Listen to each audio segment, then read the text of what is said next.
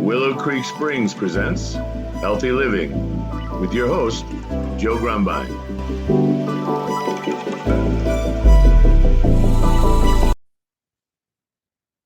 Well, hello and welcome to the Healthy Living Podcast. I'm your host, Joe Grumbine, and I have back with me today Dr. Robert Hoffman. Robert, welcome back.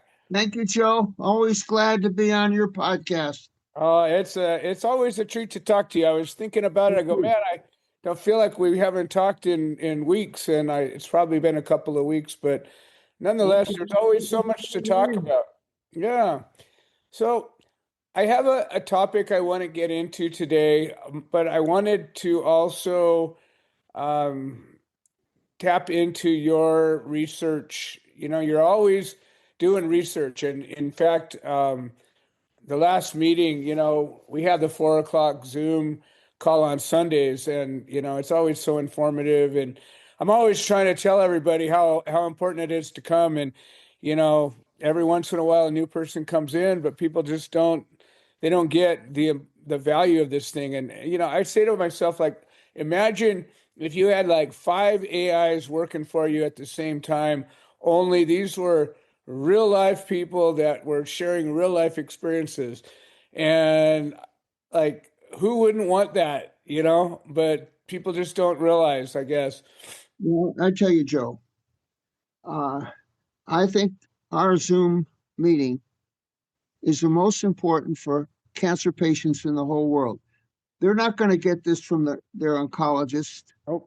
They're getting the real life experiences of all the different cancer patients, and the scientific way, yes, to defeat their disease.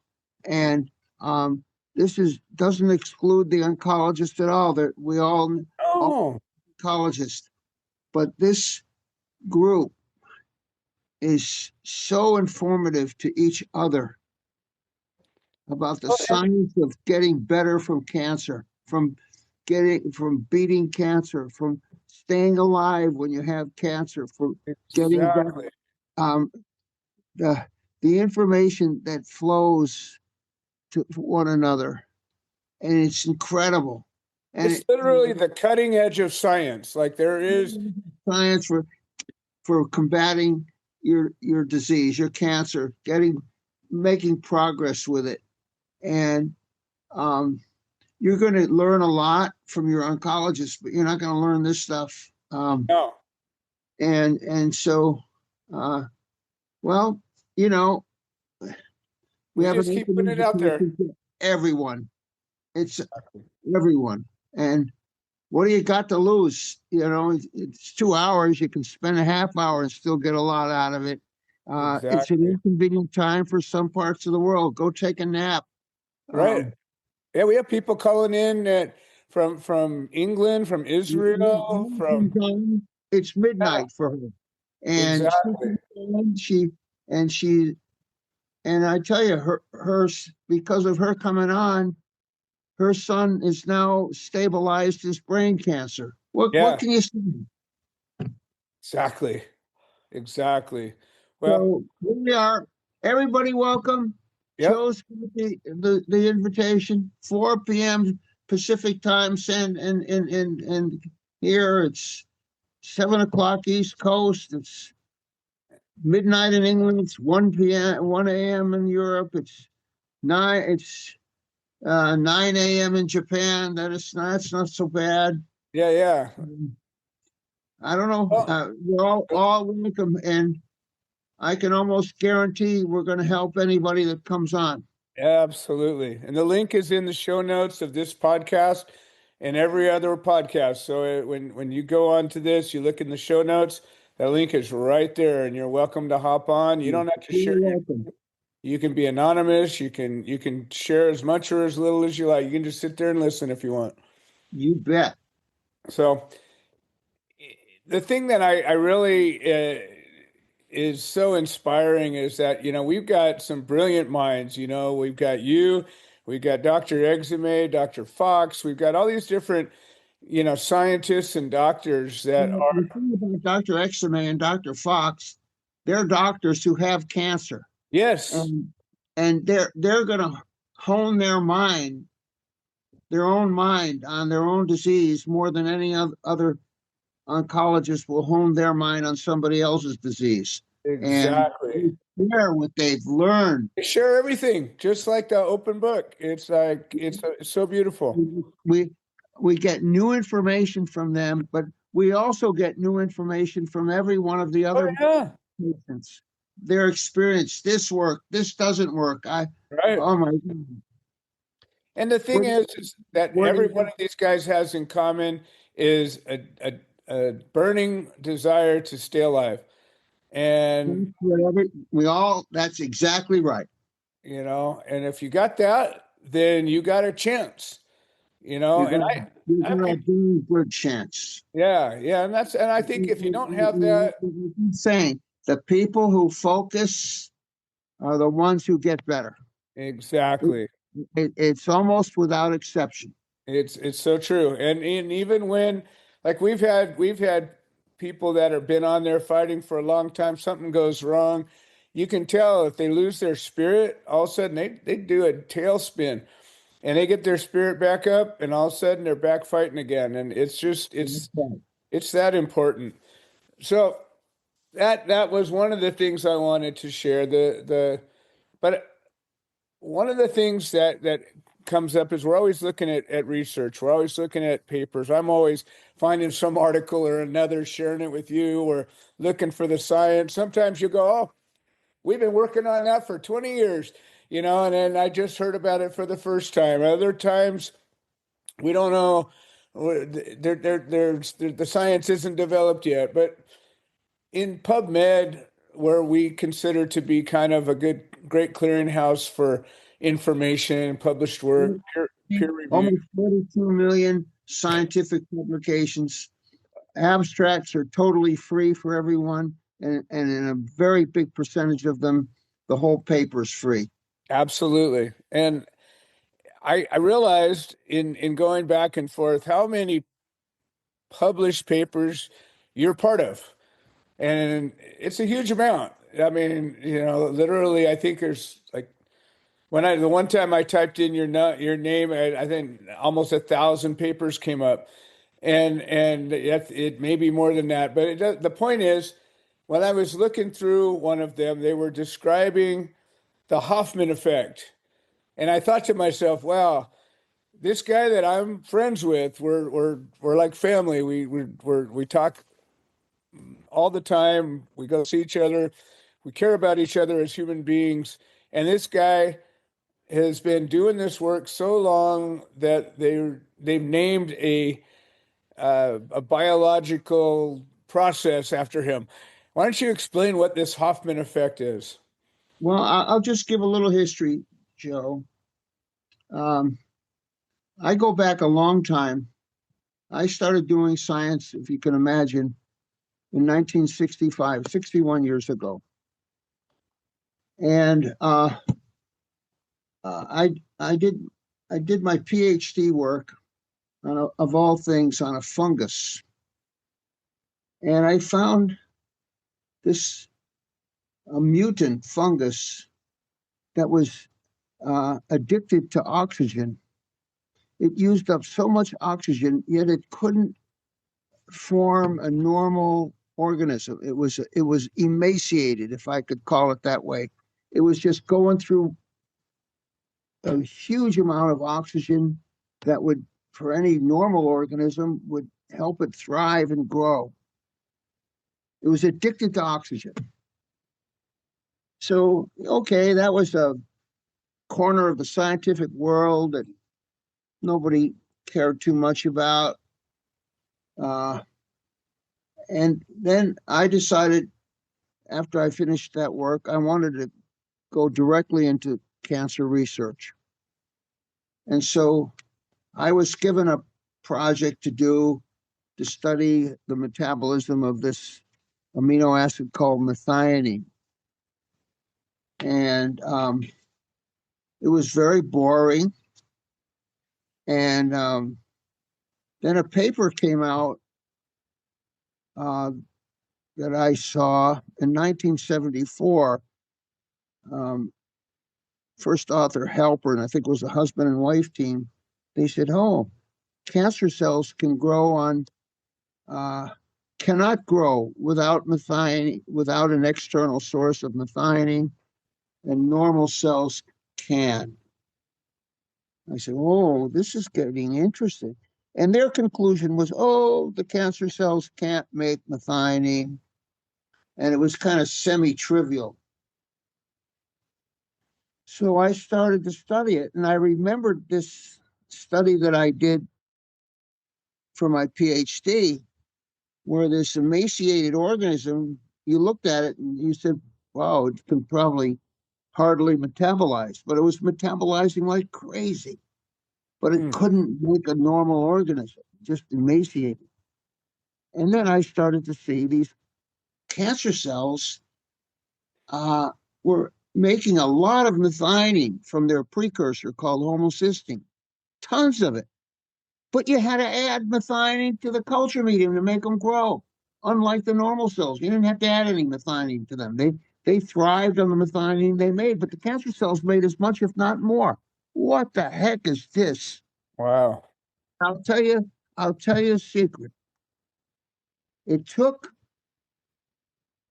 This work was completed 50 years ago, this initial work, published in, if you can imagine, in May 1976.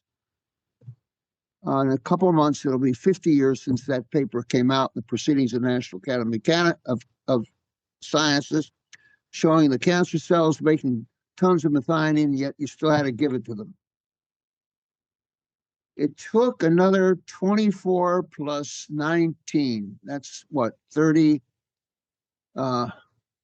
24 and 19. That's 43 years. Another 43 years. And these guys published a paper from Singapore. They published a paper in this very prestigious journal, Nature Medicine. And they said, oh, the stem cells, or tumor initiating cells, they call them, they claim special cells in the cancer that are tumor initiators. There may be such a thing. There's a lot of arguments that this is so. And so they had these cells that they were identifying as tumor initiating cells or stem cells. And they said, oh, they're addicted to methionine. And I said, holy moly, as Batman used to say. That's what I found at that time, 43 years before. Right. They're addicted. Oh my God. That's the Hoffman effect. Got it. And so the analogy to the Hoffman effect is the Warburg effect, Warburg. This guy from Germany who has a very, very complicated history claimed cancer cells were addicted to glucose. Right. Well, we're about to publish a paper that shows after 100 years, he's wrong. And yet, most doctors today, normal cells are addicted to glucose too. right. So here we are. Are people going to believe me? Some will, a lot won't. The big establishment, big shot guys with all of them millionaires from all their consulting and companies and high profile professorships, they're all against me. And that kind of makes me happy, actually. I always kind of like to be that way. Brat in school, so I'm now the brat of science. It's good. So anyway, that's the Hoffman effect, and it took these guys from Singapore to turn on my light. That's what it is. It's addiction to methionine. Why I didn't say that? Why I didn't come up with that word? Right. So there it is. It's the addiction of cancer cells to methionine. That's the Hoffman effect. And we're just about to show that Warburg, Nobel Prize winner, and a guy who was so enamored for his cancer research that Hitler made a Jewish guy, made him an honorary Aryan. Wow. I don't think that's the proudest thing in this guy's life. No, I wouldn't imagine. But, that's what happened. Certainly remarkable. Yeah. He was left alone the whole time of the war and the Holocaust. He was left alone to do his research because not only the Germans but everybody else in the world thought this was the cure of cancer. Right. And it kind of laid fallow for a while. Then in this century, all the famous institutions at Harvard, Sloan Kettering, etc., got into it. They wanted to be basking in the light of Warburg, but they just missed out. They didn't do simple little tiny experiments that a high school kid would have said, well, compare the cancer cells to the normal cells directly. Right. Exactly. School science. So we've been doing some high school science the last few years, comparing all the things that are supposed to be specific to cancer that Warburg and the people who follow him say, but it turns out the normal cells are pretty much the same. Okay, that's where we are, Joe. And so, we keep trying to go forward, take advantage of methionine addiction. We have an enzyme that depletes methionine. We have a great diet that's low in methionine. But we know for aggressive cancer, we've got to combine it with good chemo. And we're doing that. We haven't perfected it, not far from it, but we've had some pretty good results. Yes, we have. Clinical claims, but I say we have 15 published case reports adding methionine restriction with methioninase in the diet to chemo mostly, and I say go read the papers. It's certainly worth reviewing. So that's what that's all about. I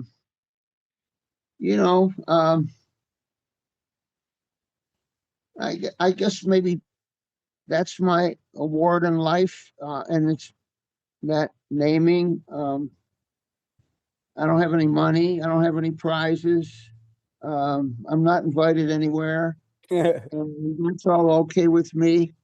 After I'm long gone, maybe that effect will prove to be right over the next millennia or whatever.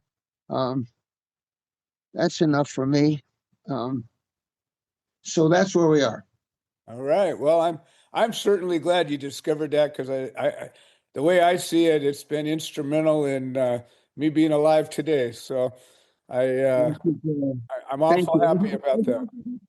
When I worked on this very strange fungus and I saw this addiction to oxygen, and it kind of motivated me to keep showing that these cancer cells that required methionine were making tons of it. Yeah. And reflects something so fundamental to the cancer. Right. When you culture these cancer cells under very strict methionine restriction, once in a while a cell escapes from that. Mm-hmm. They become methionine independent. Okay. And you know what? They either lose their malignancy or they lose a lot of it. So that shows this methionine addiction and the malignancy are very tight with each other. Right. Something very fundamental to the cancer is reflected in its addiction to methionine. And we're still trying to figure out what that is. I don't think we're quite smart enough to get all the way there, but we're little by little, we're trying to uncover what it is to malignancy itself. Right. Related to the addiction of the malignant cells to methionine.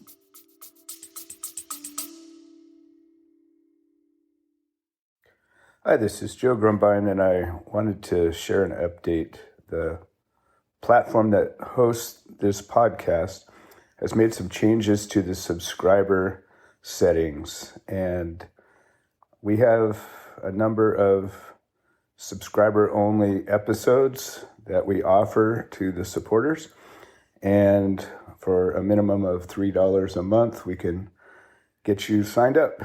And if you're already signed up and you're having some kind of trouble locating these episodes in the other platforms, I would say maybe the best answer is to unsubscribe and then resubscribe. I'm sorry for the hassle.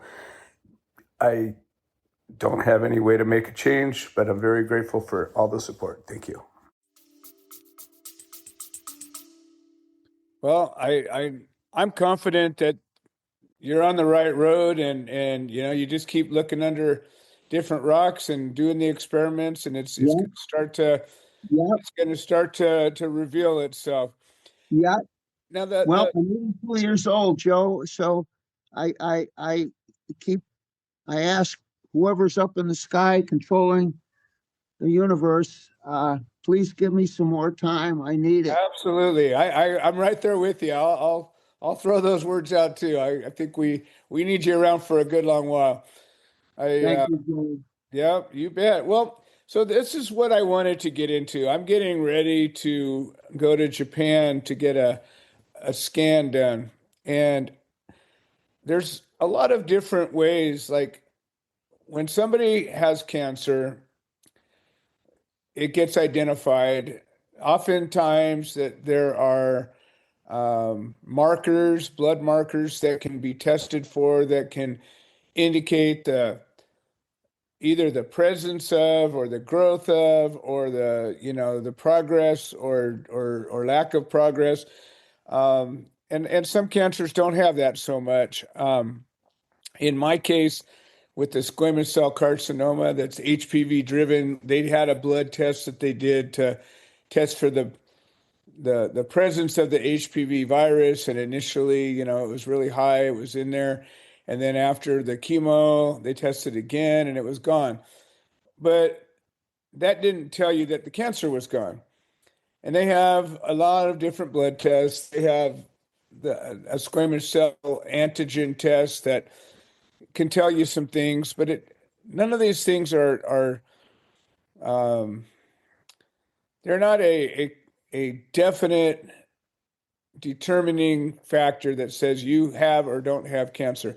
You can know that you have it by doing a biopsy or seeing it being there, watching it grow.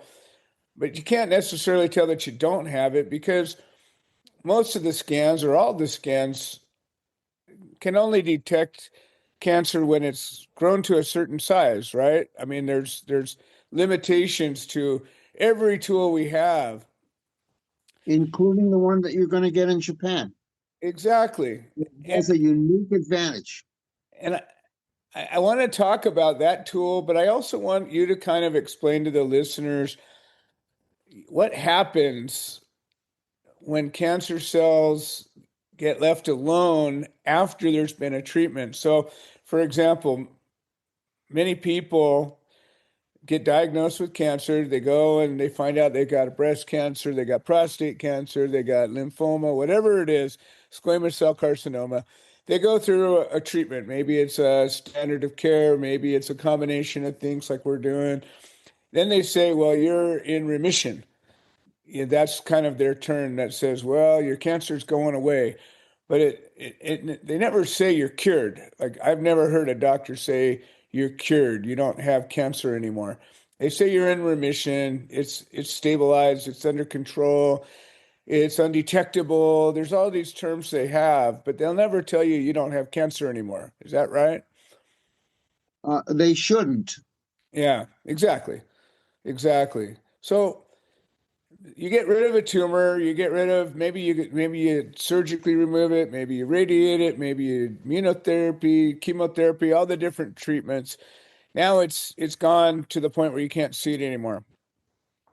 But we know that there are circulating tumor cells, and we know that your body knows how to make that cancer. So whatever triggered it to begin mutating and growing the way it did, that propensity somehow is always going to be with you. Is that right? That's right. So, And you put it a very good way. Your body knows how to make that cancer. That exactly. exactly. And it's never going to forget. And No, I wish we and could, that's another very good way to put it. yeah, I wish we could give it some forgetting juice, but we don't seem to know that one. And the problem is though, is cancer is very capable in the sense of it's not all that brilliant in what it makes. It makes these weird, inefficient tumors that do all kinds of weird stuff, but it's really good at growing, and it's really good at spreading, and it's really good at adapting. So whatever it is we use to knock it out, if it comes back, why don't you explain kind of what generally happens if it was to come back? And many times it does. I don't have all the answers, far from it, but it's one heck of a feat to get rid of all the cancer. How do you get rid of all the cancer cells? Wow. So even the best test, and I think you're going to go to Japan and get the best test, Mm-hmm. still probably won't see a tumor that's 1 or 2 millimeters. That's a heck of a lot of cells in 1 or 2 millimeters, Exactly. a million, whatever. So you're going to get a test in Japan called methionine PET. It's based on methionine addiction. If there's if there's a growing tumor beyond 1 millimeter or 2, it's going to tell you this is cancer. The resolution of MRI maybe is around the same, or CT around the same, but it'll show some piece of something there, but it won't tell you if it's live and metabolizing as methionine PET will, because almost all cancers are addicted to methionine. They're going to take up the radioactive methionine that's going to be injected in you and give a signal. The standard PET, which you got too, is good. It's based on Warburg's effect of cancer is taking up more glucose than the surrounding tissue, and that's a little bit that goes on there. There's a little bit of difference in that signal between the cancer and the normal cell with regard to taking up radioactive glucose, or an analog of it. So you're going to get something where if there's a signal, you've got cancer. Exactly. And you're going to have to go back to Dr. Song and say, Dr. Song, we got to go through the next stage now. Exactly. If you're negative, you've got to go back to Dr. Song and say, well, I'm negative by MedPet. I'm negative by standard PET, but I still want to I still want to be under observation, under some kind of treatment if possible, to keep this damn thing from growing back.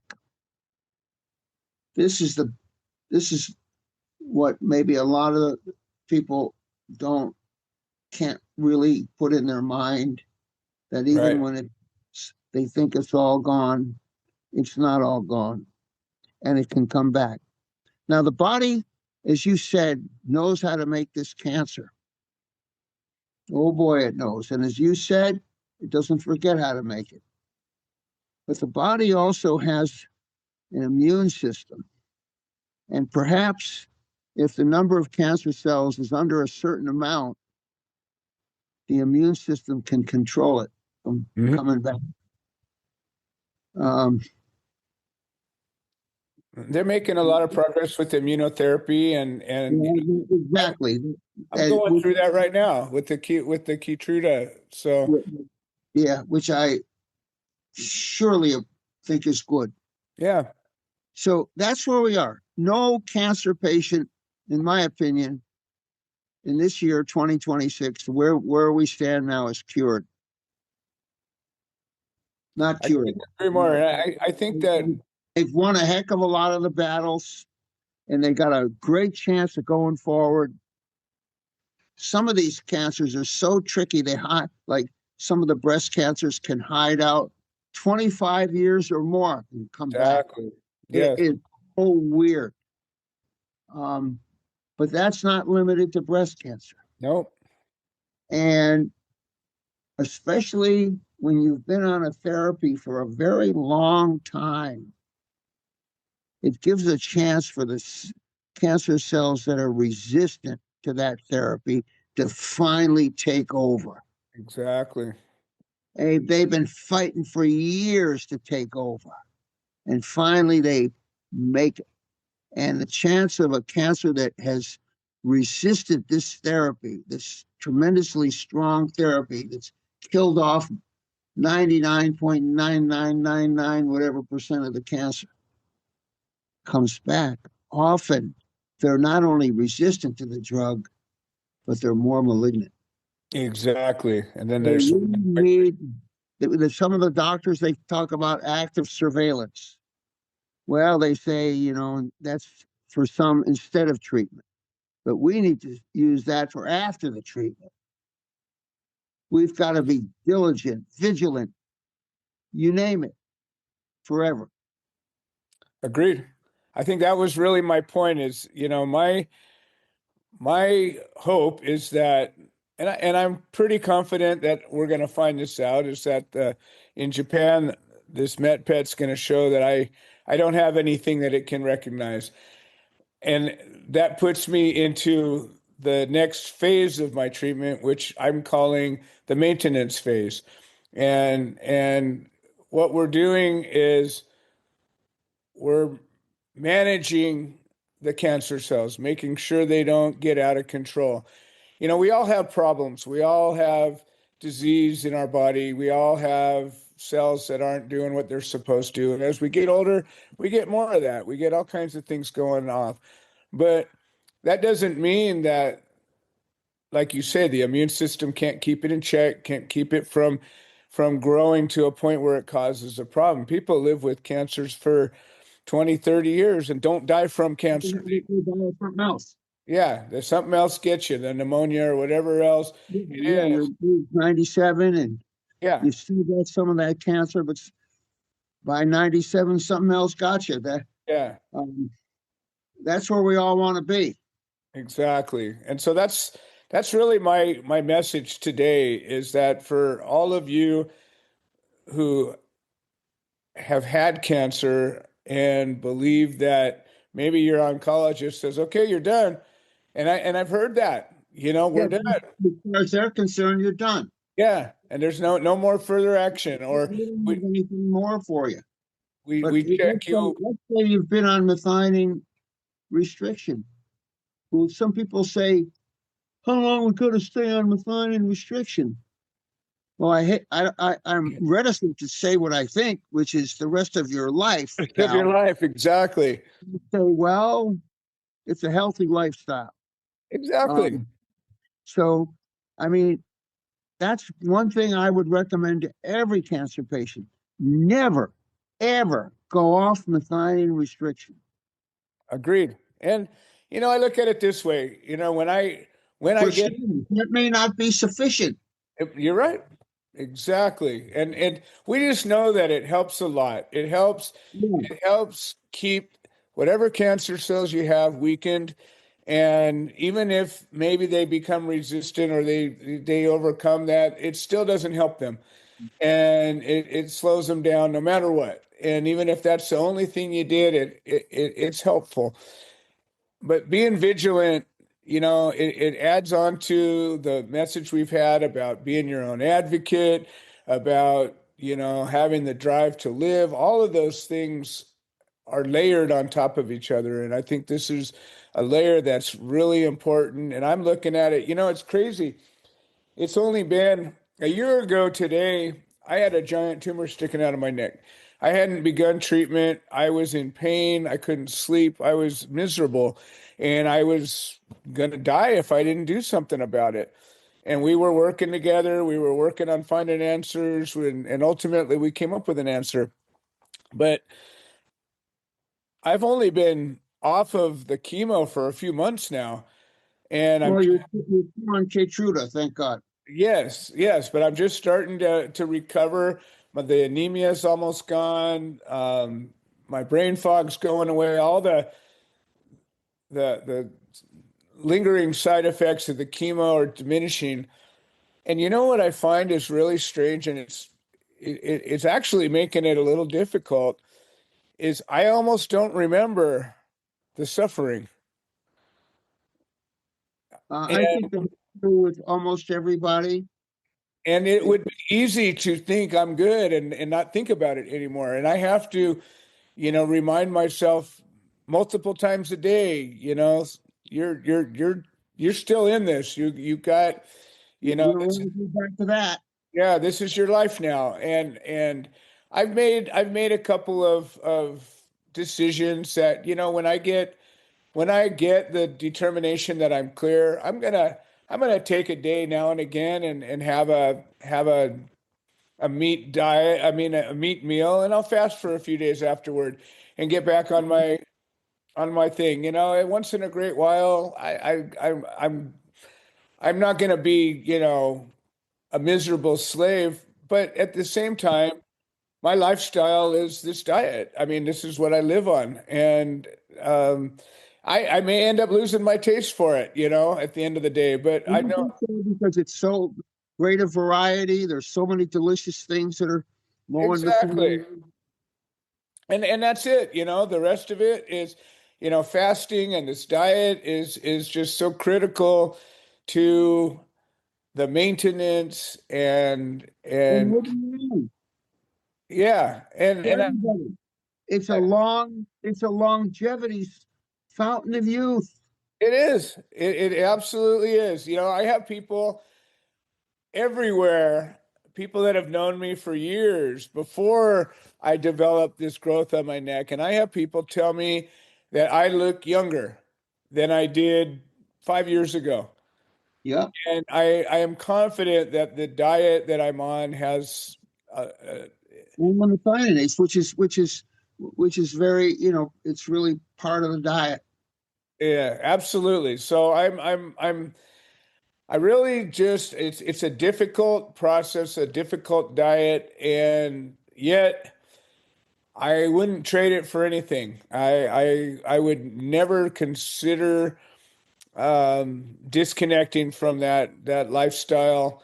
That's And what it is. It's not really a diet anymore, Joe. It's a no, lifestyle. it's a lifestyle. It's absolutely a lifestyle. Way of life. As much as I looked at labels before, I look at them even more now. And we get creative. We're always looking. We're always finding new ways to make things. Yeah. Potatoes and sweet potatoes and It's infinite. there's things that we can do so much with in place of the meat and fish and the dairy and all the stuff that we have Which eaten. is not really our natural food. Exactly. And that's really as important. I think, for me, I don't eat processed food at all. I don't eat it. I haven't eaten any kind of fast food in probably 2 years now. Good for And you. it's just you don't know what it is. And I think most of the time it's not even food. It's got, carcinogenic things. And you look as the science is developing, even things like processed meat is considered a what is it, a class A carcinogen? I mean, it's That, who the heck needs it? it's a known cause of cancer. And if you're eating the meat sticks and the sausages and all the stuff that tastes so darn good, but you know what it does to you, why would you do it? Why would you do it? Good. Yeah, exactly. Well, Well, Robert, I really think that this has been an important conversation. I me too. appreciate and respect your understanding of cancer in ways that many people don't. And you've been working with a lot of people for a lot of years and working in the lab for a lot of years, and you have an understanding of how these cells work in a way that I don't know. A lot of people, including a lot of doctors, a lot of oncologists don't. And I really value your opinion and your thoughts about all this. I'm here to share, and I'm here to learn. Exactly, exactly. And I think that's a beautiful thing. That's what this podcast is all about this. You know, people come to me and say, "Oh, you're so inspiring, you're so this, you're so that." I go, "I'm just alive and I'm happy to be that way." And Well, you know, Joe, you're the living proof of what you're talking about. exactly. I mean, who Exactly. can be more sincere about cancer than a Yes, cancer patient? Nobody. exactly. Exactly. And that's why, you know, it kind of breaks my heart when people come to me and I tell them about what they need to do. And I know you can tell in the tone of somebody's voice when they're just not willing to do it. And I think to myself, wow, Well, I tell you, sometimes I tell my students a kind of silly analogy. I said, well, think about that monkey 50 million years ago who tried to walk on his back, on his hind legs. right. And all the other monkeys said, get down on all fours like the rest of us, you idiot. Exactly. It's something like that. Yeah. Not everybody can contemplate, can agree to do something that they've never even thought about before. Right. It's just taking themselves into an alternate universe that's so strange they can't get in it. I get it. And that's all part of evolution. Um, they can't do it. They can't do it. And I understand it. We're here. We're opening ourselves widely to everybody. And I'm not thinking about the people who don't come. I'm thinking about the people who come in, and Exactly.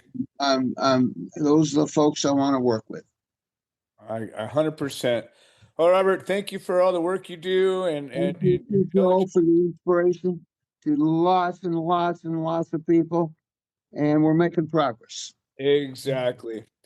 All right, folks, this has been another episode of the Healthy Living Podcast. I'm your host, Joe Grumbine. I want to thank you all for making this show possible. And thank you, Robert, for joining us again. And we will see.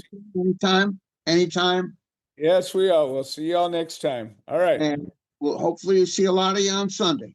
I'm looking forward to it. All right. Take care. This has been another episode of the Healthy Living Podcast.